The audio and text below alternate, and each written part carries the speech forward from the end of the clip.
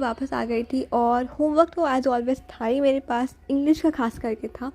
लेकिन उससे पहले मैंने सोचा कि थोड़ा-सा जो केमिस्ट्री का मेरा रह गया उसे मैं पूरा कर लूँ। सो मेरे क्लास में अभी मेटर्स एंड नॉन मेटर्स चल रहे हैं। मैंने ये चैप्टर बहुत पहले पढ़ा था, एनसीईआरटी से पढ़ी थी ये चैप्टर बेसिकली। लेकिन अपनी जो बुक है उसमें क्वेश्चंस बहुत सारे हैं, सैम्पल क्वेश्चंस है, प्रैक्टिस क्वेश्चंस है, ये सब जो है मैंने सॉल्व नहीं किया था। सो मैंने सोचा कि अभी जब चल ही रहा है स्कूल में तो क्वेश्चन भी सॉल्व कर लेते हैं और साथ साथ एक रिविज़न भी करते चलते हैं। सो है आई वाज सॉल्विंग क्वेश्चन और ये चैप्टर ना मुझे बहुत ईजी लगा। बेसिकली मुझे ना पूरी केमिस्ट्री ही ईजी लगती है। पहले के जो 2 चैप्टर थे, acid basis and salt and chemical reactions and equations, वो भी बहुत ईजी थे। फर्स्ट चैप्टर ना मुझे इतना अच्छे से याद हो गया कि अगर कोई मुझे नींद में उठा के बोले कि ये बताओ, आई विल टेल। तो ये चैप्टर जो है नॉन मेटर थी, 8 में हम लोगों ने थोड़ा सा पढ़ा था, इसलिए बहुत सारी चीज़ें वैसे ही है और बहुत सारा एसिड बेस एंड सॉल्ट का भी कॉन्सेप्ट यूज़ है, तो उतनी परेशानी हुई नहीं। आराम से सारे क्वेश्चन से बन गए और बहुत अच्छे से सॉल्व भी हो गया था। स्कूल अभी काफ़ी अच्छे से चल रहा है, अभी शुरू ही हुआ है बेसिकली, लेकिन मैंने सोचा आगे का पढ़ ही लेती हूँ, बाद में मुझे और भी चीज़ें पढ़नी है, बहुत सिलेबस कंप्लीट करना है, अब टाइम हो गया फाइनली कंप्लीट करने का। After a while I received a parcel and मैंने देखा कि ये पीडब्ल्यू की तरफ से था। सो इसमें जो है बेसिकली क्वेश्चन बैंक्स है। सो लेट्स सी कैसे क्वेश्चन बैंक्स है, उसके क्वेश्चन कैसा है, स्ट्रक्चर कैसा है उनका, आई विल टेल यू। सो मुझे इतने सारे मिले हैं यहाँ पर, मगर आप चाहे तो एक या जो भी चाहे आपको जितनी रिक्वायरमेंट आप ले सकते हो। सो पहला तो है ये सीबीएसई का सॉफ्ट पेपर्स, इसमें 4 आपको सब्जेक्ट मिल जाएंगे, science, social science, mathematics and English.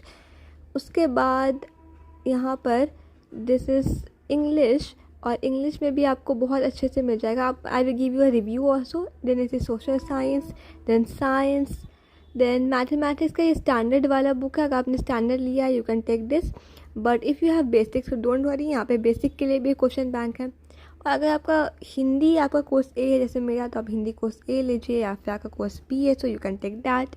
And if आपने कंप्यूटर लिया है, जैसे मैंने इकोनॉमिक्स लिया, लेकिन आपने कंप्यूटर लिया सो आपको उसका भी क्वेश्चन बैंक्स मिल जाएगा।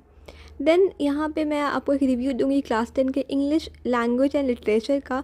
इसमें लिटरेचर भी है, साथ ही साथ ग्रामर और जो रीडिंग स्किल, राइटिंग स्किल है वो भी है।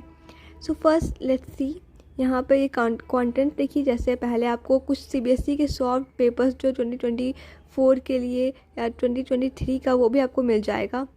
तो यहाँ पे टॉपर्स की राइटिंग भी ली हुई है, इनकी राइटिंग इतनी अच्छी लगती है मन करता है देखती रहूँ।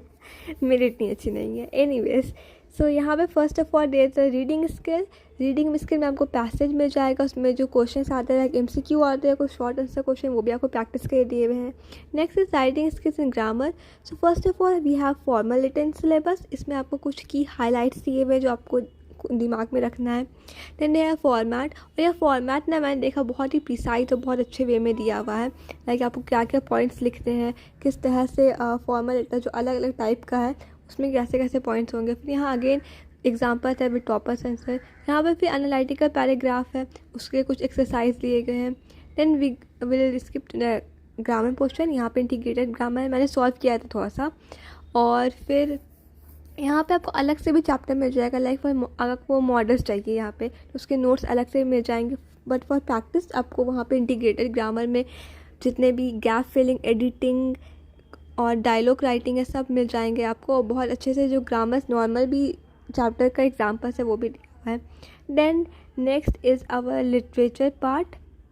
और लिटरेचर पार्ट में जैसे कि अभी मेरे स्कूल में ग्लिम्पसेस ऑफ इंडिया कंप्लीट हुआ है, तो मैं आपको उसी का एग्जांपल दे देती हूँ। Like from this is a baker from Goa. So first of all आपको पूरी जो स्टोरी है वो आपको एक की हाईलाइट या फिर कह सकते हैं माइंड मैप फॉर्म में दी गई है, ताकि आपको इंपॉर्टेंट पॉइंट याद रहे। देन थीम बहुत इंपॉर्टेंट होता है, एज आई ऑलवेज स्टेट, इससे बहुत सारे क्वेश्चन आप सॉल्व कर सकते हो।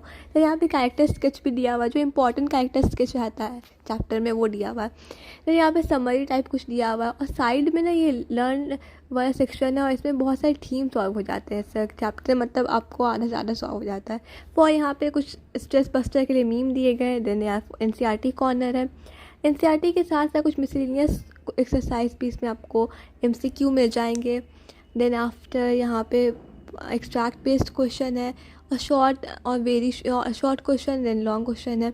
और यहाँ पे आपको वही क्वेश्चन दिए गए जो मोस्ट एक्सपेक्टेड है कि आ सकते हैं, ऐसे क्वेश्चन है जो बाकी सब तो बन ही जाता है, और जो ऐसा है कि जो नहीं बन सके ये आपको आंसर्स पे दिए गए हैं।